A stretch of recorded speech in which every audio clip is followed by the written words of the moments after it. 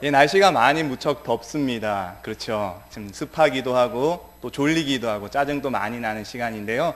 우리 세상에서 가장 지을 수 있는 환한 미소로 우리 옆 사람에게 이렇게 인사를 합시다. 당신 때문에 살맛 납니다. 이런. 예, 너무 환하시네요, 정말. 예, 감사드립니다. 오늘 이 말씀의 배경은 이렇습니다. 모세가 이스라엘 백성을 이제 이집트에서 이끌고 나와서 지금 시내산 앞까지 와 있습니다. 저도 이 시내산 앞에 서 봤는데요. 시내산에서 보는 이 일출은 정말 너무나 황홀합니다. 그래서 일출을 볼 때면은 몸이 조건 반사로 자동적으로 나도 모르게 이런 노래를 흥얼거리고 있습니다. 오늘 우리가 불렀던 찬양인데요. 주 하나님 지으신 모든 세계. 이 일출을 보고 있으면 자동적으로 이 노래가 그냥 나오게 됩니다. 궁금하시면 한번 가서 한번 보셔봐요. 정말 이 하나님의 영광이 압도되는 너무나 진풍경인데요. 이 이스라엘 백성이 이 장엄하고 영광스러운 그 시내산 앞에 도착하게 됩니다. 그런데 이 이스라엘 백성들은 저는 기껏 일출 보고 이렇게 하나님의 이 충만한 영광을 보며 감탄했는데 이스라엘 백성들은 더 큰 하나님의 영광과 기적과 이 놀라운 은혜들을 체험하면서 여기까지 오지 않았습니까? 이들은 어떤 일들을 겪었습니까? 이 이스라엘이 이 이집트에 있을 때에 그 10가지 재앙으로 이집트를 박살내었고 홍해가 갈라지고 마른 땅처럼 지나오는 그런 기적을 또 체험했고요. 구름기둥, 불기둥이 이들과 늘 함께 하였고요. 물이 없어 목마를 때는 반석에서 물이 터지는 것을 보며 목도 축였고요. 양식이 없을 때 하늘에서 만나가 내리고 이런 놀라운 은혜를 경험했었다는 것이죠. 하나님의 전능하심, 그 위대하심을 이 백성들 눈으로 똑똑하게 목도하며 여기까지 걸어왔습니다. 그런데 오늘 이 여기 시내산에서 더 이제 하나님께서 어떤 놀라운 일을 행해 주시냐면은 그 전능하신 하나님께서 조그만 그 민족, 이스라엘 민족을 택하셔서 이들과 언약을 맺으시는 것이죠. 언약을 맺는다는 말이 쉽게 어떤 의미인지 참 감이 안 오실 수도 있는데요. 쉽게 말하면 이 결혼식을 생각하면 됩니다. 하나님께서 이스라엘 백성과 결혼을 하였다라고 생각을 하시면 쉽게 이해가 되실 거예요. 이 결혼할 때에 주례자가 물어보죠. 신랑 최종우는 신부 이신날을 맞이해서 비가 오나 눈이 오나 머리뿌리가 팥뿌리 되도록, 그렇죠? 사랑하고 아껴줄 것을 하나님 앞에 사람 앞에 맹세합니까? 이게 물어봅니다. 이때 네! 하고 시원하게 대답을 해야지 작게 예 이렇게 대답하면은 사람들이 별로 좋아하지 않아요. 그러고 나서 물어보면은 다시 이 주례자가 동일하게 누구에게도 물어보죠? 신부에게도 물어보게 되어 있습니다. 이 언약을 맺는다는 것이 바로 이 쌍방 간의 계약을 맺는다라는 것이죠. 시내산에서 이스라엘 백성들과 하나님이 언약식을 맺었다라는 것은 하나님께서 이제 이스라엘 백성에게 내가 너를 책임진다. 가나안 땅에 도착할 때까지 그 이후로 내가 너를 붙들어 주겠다. 너의 모든 것을 채워주겠다. 이렇게 약속을 맺어주시고요. 그러면 이스라엘 백성도 하나님과 약속을 해야죠. 얘네들은 어떤 약속을 했냐면 너도 이제 나의 마음을 알아서 제사장 나라가 되어서 온 땅에 나의 영광을 전하는 그런 축복의 통로, 제사장 나라가 되어달라. 그래서 하나님과 이스라엘 백성의 언약이, 이 결혼식이 이 시내산 앞에서 체결되게 됩니다. 상방 간의 언약입니다. 그 크신 하나님께서 이 조그만 민족인 이스라엘을 택하셨다는 것이죠. 그리고 내가 너를 지명하였다. 내가 너와 결혼하겠다. 이런 놀라운 은혜를 지금 이스라엘 백성에게 허락해 주시는 장면입니다. 너무나 이스라엘 백성으로서는 가슴 벅찬 장면이죠. 결혼식을 하고 나면은 그 다음에 우리가 무엇이 필요하죠? 그런 다음에 우리 살 집이 필요하지 않습니까? 신혼집이요. 사실은 이 성막을 어떤 분들은 그래서 하나님과 이스라엘 백성이 결혼 후에 함께 거할 수 있는 만날 수 있는 그 신혼집이라고 이 묘사를 많이 하시더라고요. 하나님께서는 참 가슴이 벅차실 겁니다. 신부인 이스라엘과 함께 열방의 하나님 나라를 세워나가는 꿈을 가지고 계시거든요. 열방이 주께 나와서 하나님 앞에 예배하고 경배드리는 그 꿈을 하나님은 꾸고 계시거든요. 이스라엘과 함께 그 역사를 시작하시려고 하니까 너무나 하나님께서는 가슴이 벅차오르실 거예요. 그러면서 오늘 이 본문 속에서는 하나님께서 모세를 따로 불러서 이 성막을 어떻게 지어야 할 것인가 하나하나 모세에게 이야기해 주는 장면이 출애굽기 25장부터 쭉 이어지게 나오게 됩니다.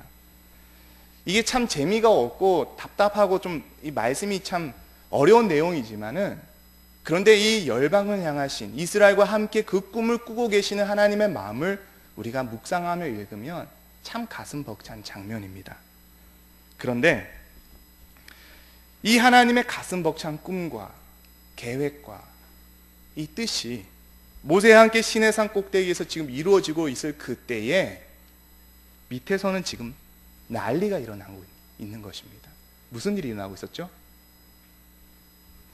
모세가 늦게 오니까는 이들이 지금 기다리다가 무슨 짓을 하고 있냐면은 금송아지를 만들고 이것이 너희를 애굽에서 인도하여 낸 너의 하나님이다라고 그 우상 앞에 절을 하며 경배하며 예배드리고 있었더라는 사실입니다. 이게 뭡니까?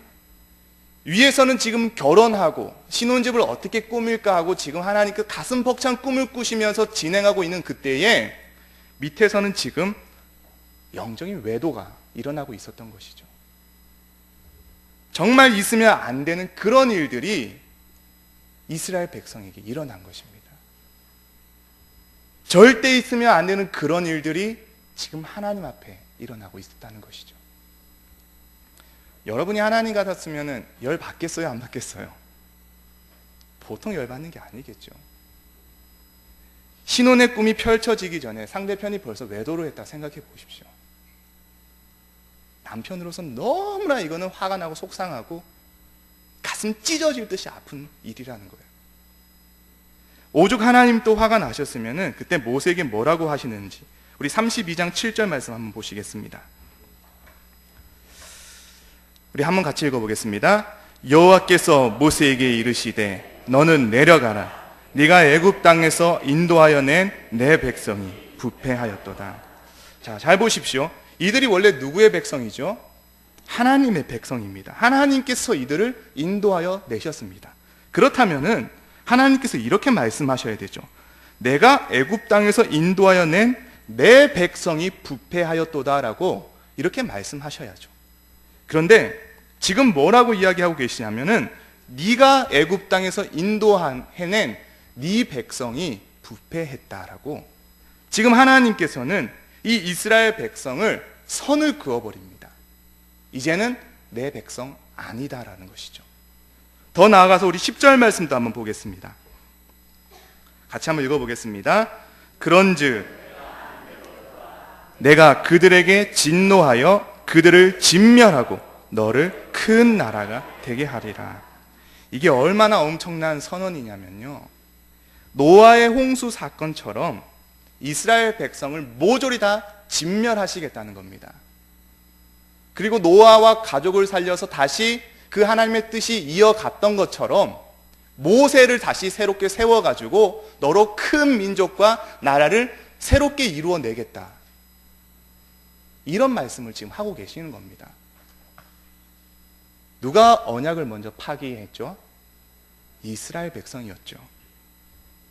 더 이상 이스라엘 백성을 하나님께서는 나의 백성으로 여기지 않겠다, 이 언약을 맺은 백성으로 여기지 않겠다, 이 결혼 파토다라고 하나님께서는 이렇게 선언하시는 장면입니다. 저는 이 본문의 말씀을 참 묵상하면서 가슴 한켠에 철렁 내려앉더라고요. 지금 이 영적인 외도가 비단 이 구약 시대뿐만일까요? 지금 이들만 금송아지를 만들고 있을까요? 가만히 보니까 아니라는 사실이죠. 오늘날 많은 기독교인들이 하나님 앞에 수많은 예배를 드리고 있습니다.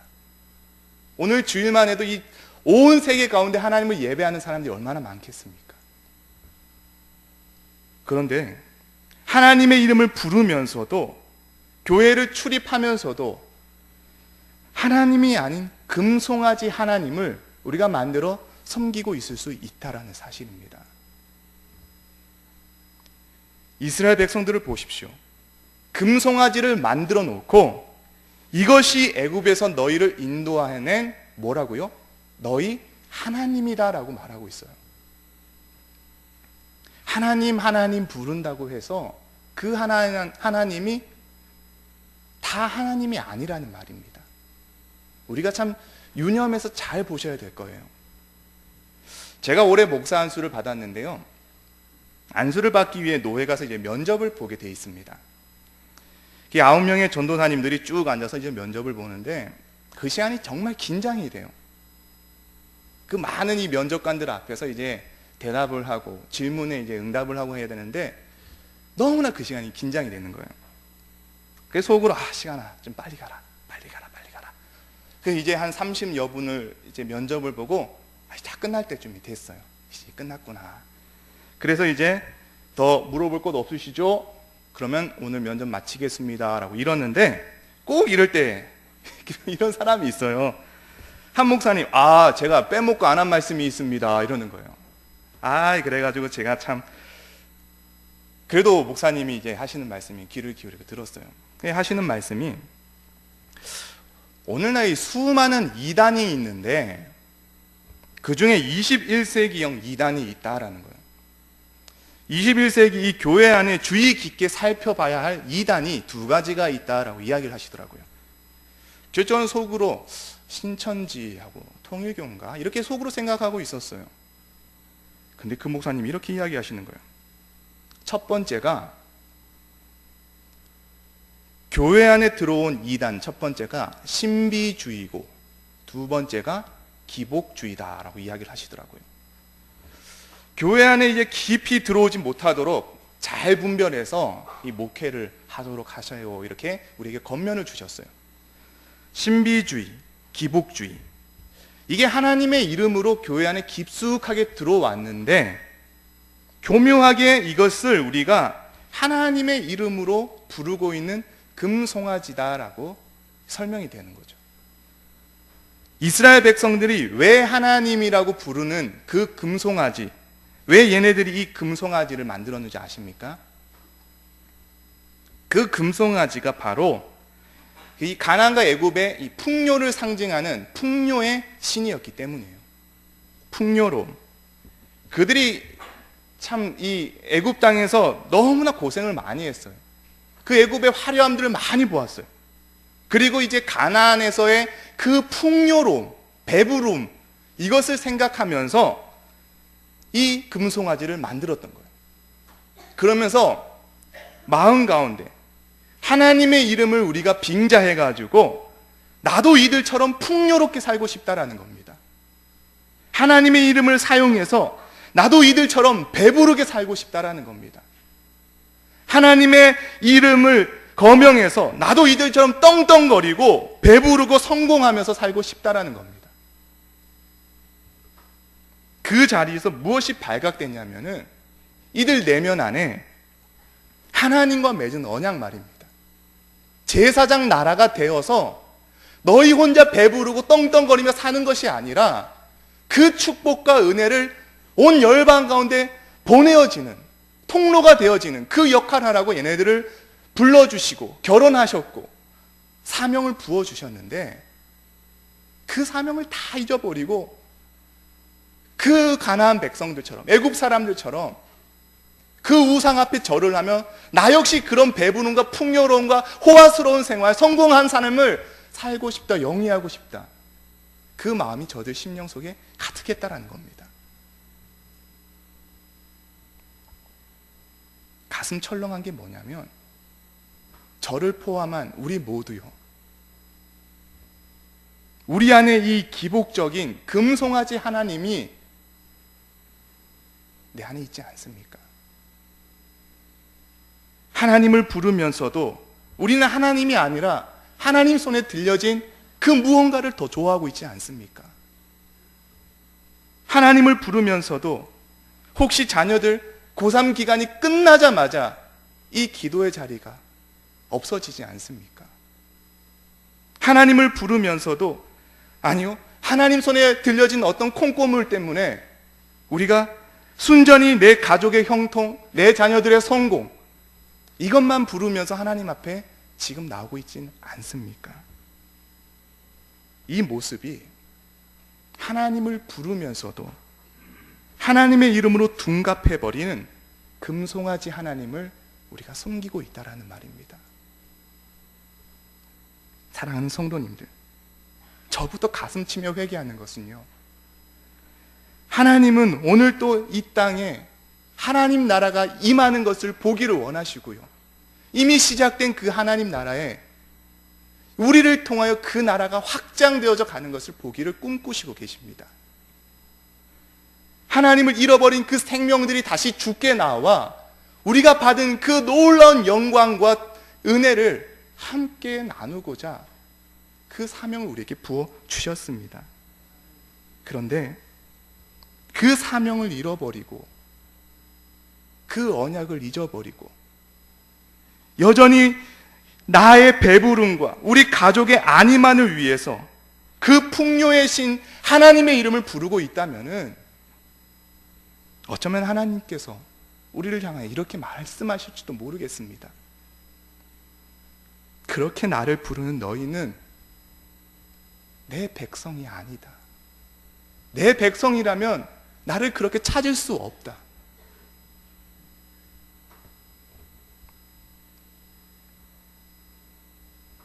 우리도 가슴 치면서 하나님 말씀 앞에 서야 합니다.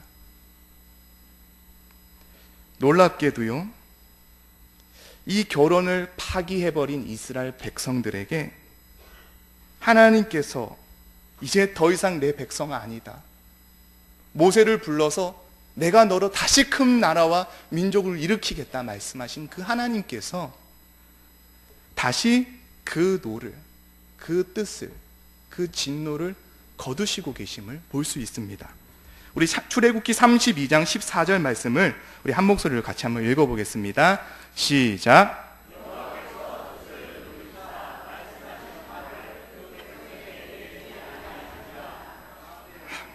그 진노를 하나님께서 거두시더라는 거예요. 도대체 이 중간에 어떤 일이 있었을까요?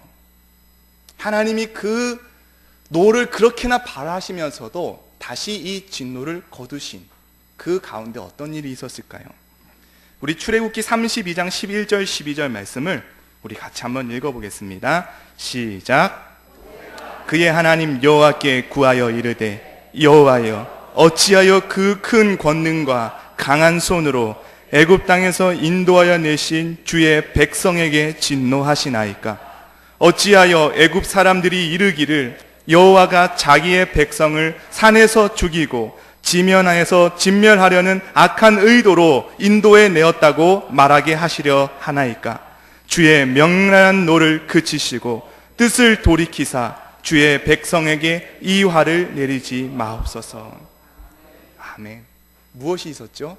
모세의 중보 기도가 있었습니다. 저는 이 당장이라도 하나님의 진노가 쏟아질 것 같은 이 시점에, 이 다급한 때에 이렇게 기도해 준 모세의 기도가 너무나 고마웠습니다. 생각해 보세요. 모세가 없었더라면 어쩔 뻔했어요? 모세가 뒷짐지고 아이고 니들 잘됐다, 자업자득이다, 이렇게 바라봤으면 어쩔 뻔했어요? 정말 소망이 없는 백성들이죠. 요즘 우리나라를 바라보면서 가슴 아플 때가 많이 있지 않습니까? 정말 어떻게 되려고 여기까지 오게 되었나라고 속상할 때가 너무나 많습니다. 그러면서 이 시대를 바라볼 때, 와, 하나님께서 진작에 맹렬한 노를 바래도 100번은 더 바랬겠다라는 생각이 몇 번씩 들 때가 있습니다. 인터넷 키기가 무섭습니다. 뉴스를 보기가 무섭습니다. 아침에 일어나면 터져 있는 뉴스가 전쟁에서 누가 몇 명 죽었고, 살인이 어떻게 일어났고, 성범죄가 어떻고, 무분별한 동성애가 어떻고, 불륜이 어떻고, 생명을 경시 여기고 돈이면 다 될 것 같은 이 물질 만능주의가 팽배해버린 이 시대 속에서 어딜 봐도요, 그 하나님의 공의가 실현되고 그 정의가 온전하게 일어나는 것을 살펴보고 찾아보기가 너무나 어려운 시대 속에 우리가 살고 있습니다. 하나님이 포기하셔도, 맹렬한 노를 발휘하셔도 누구 하나 거기에 대해 이유 하나 될 것 없습니다. 너무나 정당한 그런 시대가 돼버렸다는 것이죠. 그런데 아직 이 나라가 망하지 않고 있어요.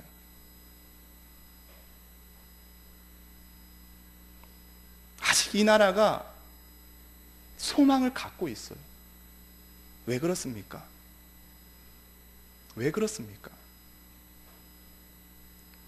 한쪽에서는 온갖 불법과 부정 가운데 썩어질 것을 끌어안고 살고 있는 이때에, 다른 한쪽에서는요, 이 나라를 가슴에 품은 채 하나님께 이 나라를 살려달라고, 이 세대를 긍휼히 여겨달라고 부르짖는, 기도하는 누군가가 있기 때문입니다.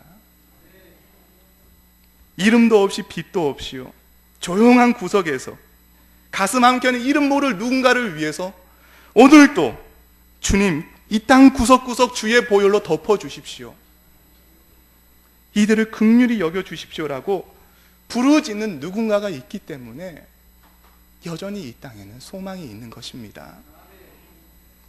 정말 그 한 사람의 중보자가 일어날 때요, 모세 같은 이 시대를 바라보면서, 그 민족을 바라보면서 하나님 앞에 눈물로 호소할 수 있는 그 한 사람이 있다면은 이 땅이 여전히 소망이 있을 줄 믿습니다.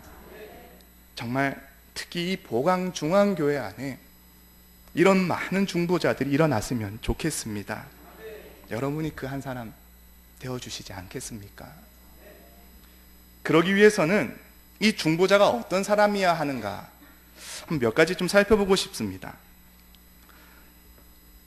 이 시대를 하나님의 마음으로 기도하는 그 중보자는, 첫 번째가 하나님과의 친밀함이 깊이 쌓인 사람입니다.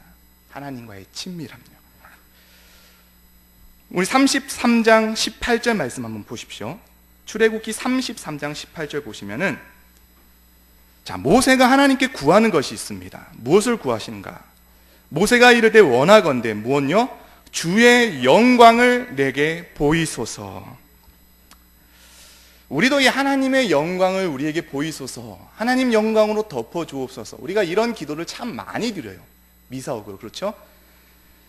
그런데 출애굽기 20장 18, 19절에 시내산 앞에 서 있을 때 이스라엘 백성이 간접적으로 하나님의 영광을 목도하게 됩니다. 그 위험한 산 위에 번개가 치고 막 자욱한 연기가 깔리고 하다 보니까는 하나님의 영광을 간접적으로만 목도했는데, 이들에게 어떤 반응이 튀어나왔냐면요, 이스라엘 백성에게 제가 한번 읽어드릴게요. 그들이 볼 때에 떨며 멀리 서서 모세에게 이르시되 당신이 우리에게 말씀하소서, 우리가 들으리이다. 하나님이 우리에게 말씀하시지 말게 하소서, 우리가 죽을까 하나이다. 얼마나 두려웠는지, 그 하나님의 영광을 간접적으로 목도하기만 했는데도 얼마나 두려웠는지 모세 보고 당신이 하나님께 듣고 대신 좀 전해달라고 이렇게 호소를 합니다. 죄인은 우리가요, 하나님의 영광을 제대로 그 영광 앞에 서면은 벌벌 떨게 돼 있어요. 이사야가 화로다 나여 망하게 되었도다라고, 그 고백이 괜한 고백이 아닙니다. 정말 죽을 것 같은 두려움 가운데 그 영광 앞에 설 수밖에 없는 것이죠. 자, 그런데 모든 사람이 두려워하고 있는 그 영광을요, 모세는 지금 어떻게 하고 있나? 주의 영광을 내게 보이소서라고 하나님 앞에 그 영광을 요청하고 있더라는 거예요. 얘는 뭘 믿고 이렇게 당당할까요? 그런데도 이 얼토당토안한 이 모세의 요구에 하나님의 반응 또한 너무나 신기합니다. 그걸 또 들어주셔요. 신기한 것은 이 모세의 요구에 100%다 들어주시는 것이 아니고 어떻게 들어주시냐? 우리 33장 20절 말씀 보시면은 한번 우리 같이 읽어볼게요. 시작.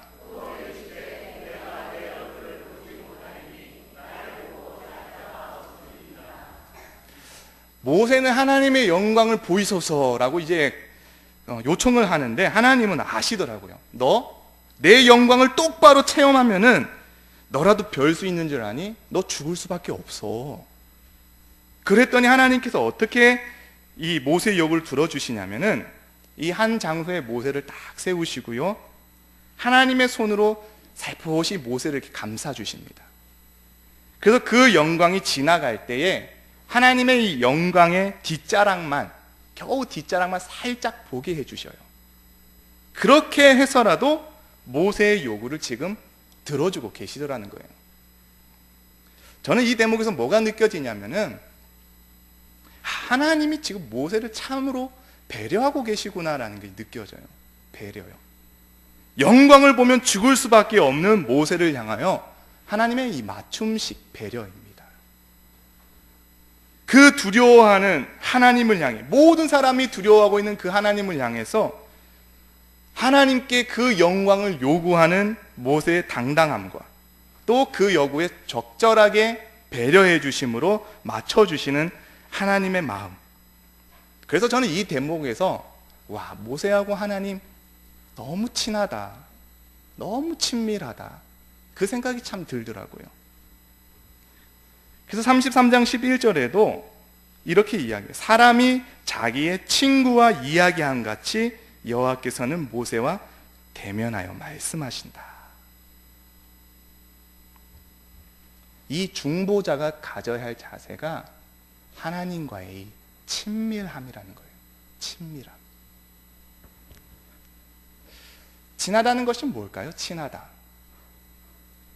이 중에 저랑 친하신 분 한번, 아유, 아무도 안 계시는데요. 이신나 사모님 손을 들어주셔야죠. 아무래도 저랑 제일 친한 사람은 그래도 이신나 사모일 거예요. 친한 사람은요, 그 사람 자체를 좋아해요. 그리고 그 모든 것에 관심을 갖게 되죠. 얼굴만 봐도 오늘 안 좋은 일이 있었나? 이렇게 알 수 있어요. 그리고 말하지 않아도 뭔가 통하는 것들이 생기기 시작해요. 하나님과 이 모세의 친밀함이 깊어지다 보면요, 모세가 그래서 그 하나님의 마음을 읽을 수 있고 알 수 있게 된다는 거예요. 모세가 무엇을 보았을까요? 하나님 마음에 어떤 것을 읽었을까요? 하나님께서는 그들에게 진노하여 그들을 진멸하고 너를 큰 나라가 되게 하겠다. 모세가 이 말을 들었을 때 기뻤을까요? 야, 나를 통해서 이제 내가 정말 아브라함처럼 민족의 조상이 되겠구나, 막 이런 마음에 들떴을까요? 아니에요. 그 말씀하시는 하나님의 마음을 본 거예요.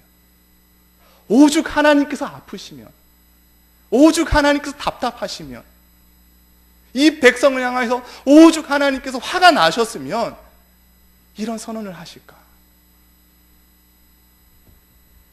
하나님의 본심을 본 겁니다. 그러면서 하나님, 이들 버리시지 않을 거지 않습니까? 이들 언약 맺으셨지 않습니까?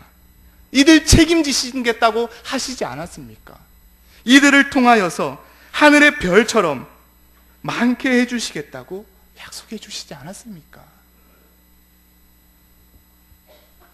우리는요, 자꾸만 기도를 통해 가지고 하나님의 뜻을 바꾸려고 하는데요, 내 뜻을 관철시키려고 하시는데요, 기도의 가장 중요한 것이 뭐냐면은 이 하나님의 마음을 바꾸게 하는 것이 아니라 우리로 하여금 하나님의 마음을 보는 것입니다. 하나님의 마음을 보는 겁니다. 정말 기도를 하다 보면 하나님의 마음이 많이 느껴져요. 그래서 이 친밀함이 우리에게 무엇보다 필요한 것이고, 하나님의 마음은 어디에 있을까?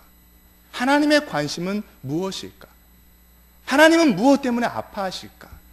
이것을 보는 것이 우리의 기도라는 것이죠. 자, 그러면은 두 번째입니다. 하나님의 마음을 알고 기도하면은 이 기도는요, 정말 지극히 이타적이고 타인 중심의 기도가 될 수밖에 없어요. 나의 기도에만 머무는 것이 아니라 다른 이들을 위한 기도가요, 나올 수밖에 없다라는 사실입니다. 우리 33장 13절 말씀을 한번 같이 읽어보겠습니다. 33장 13절 시작.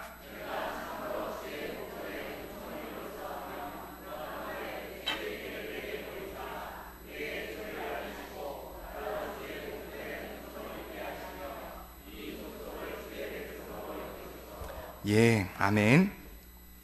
우리 기도가 지금 어떤 기도인가 한번 스스로 한번 점검을 좀 해보셔요.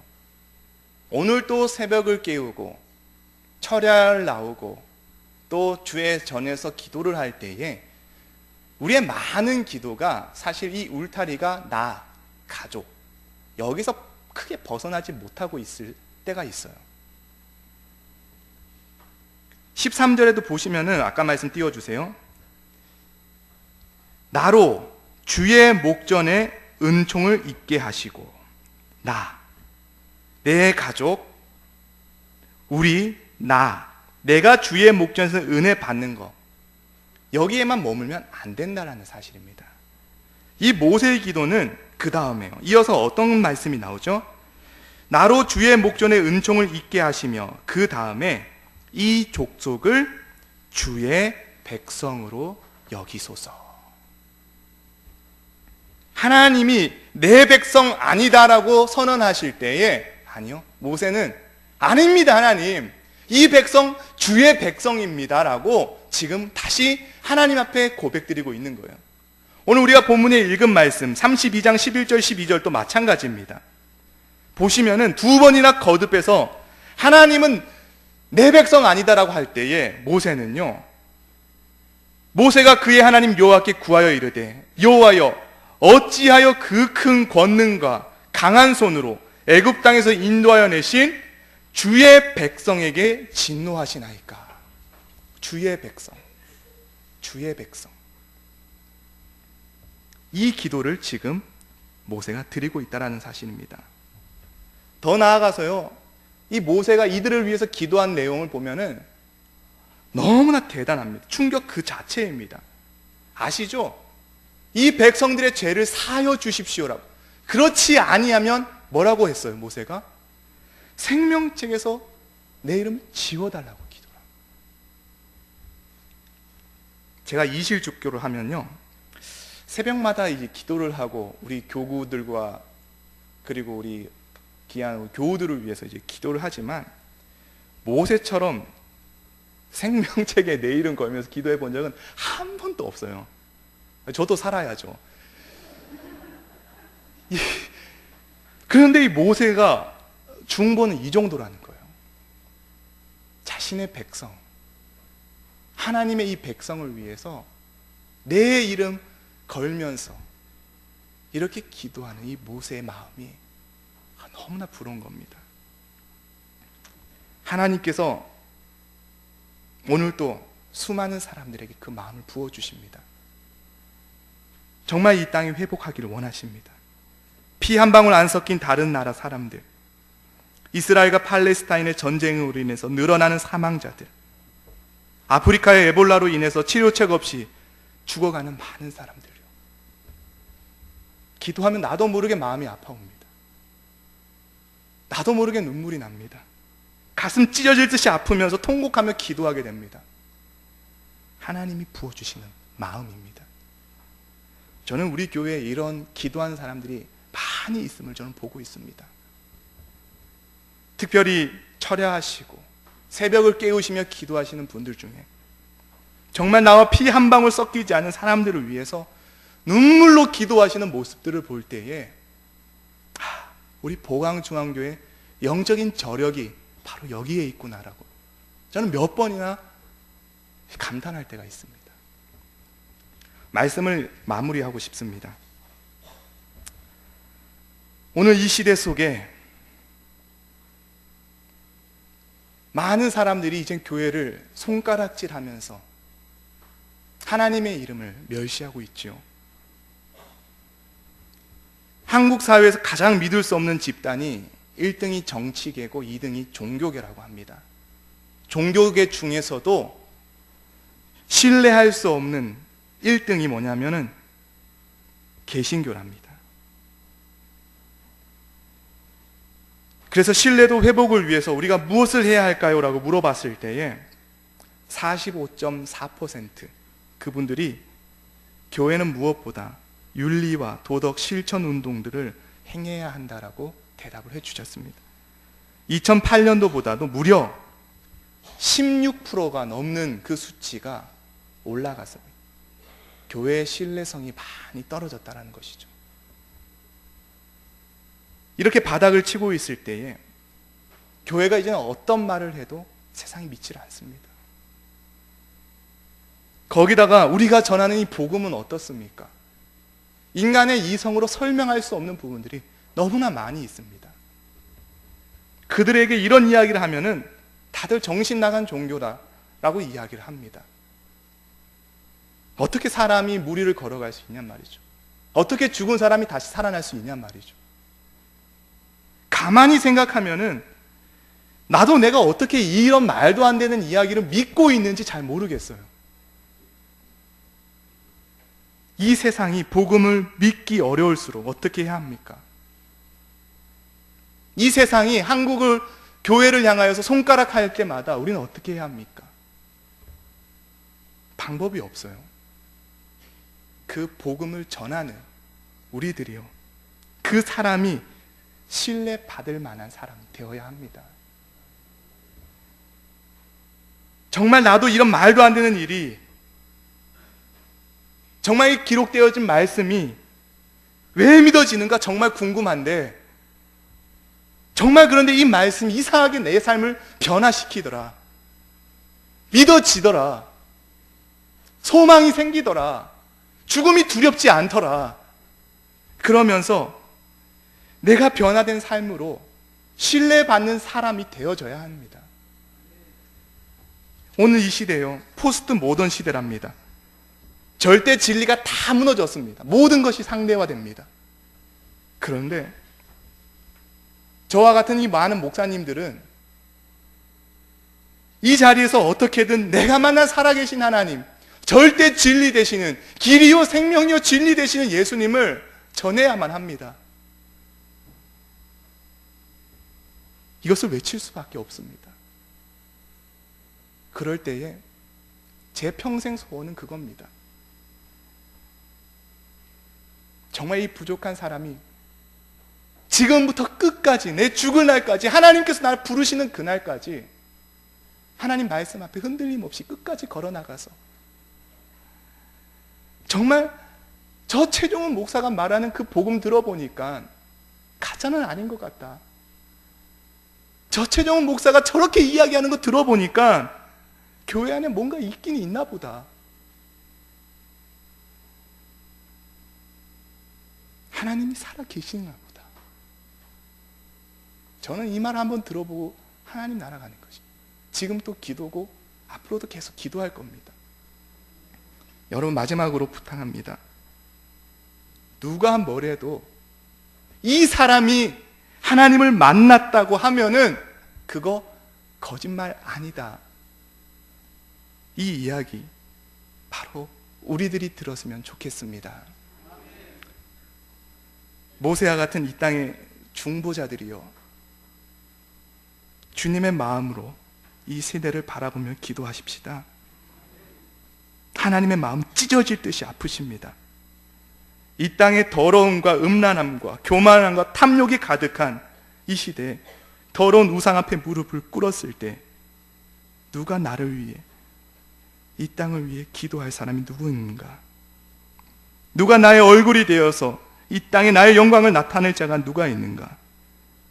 지금 여러분 한 사람이 그 마음을 알고 이 땅을 위해 기도하며 주의 나라를 이루어가는 귀한 일꾼으로 쓰임받기를 주의 이름으로 축원합니다.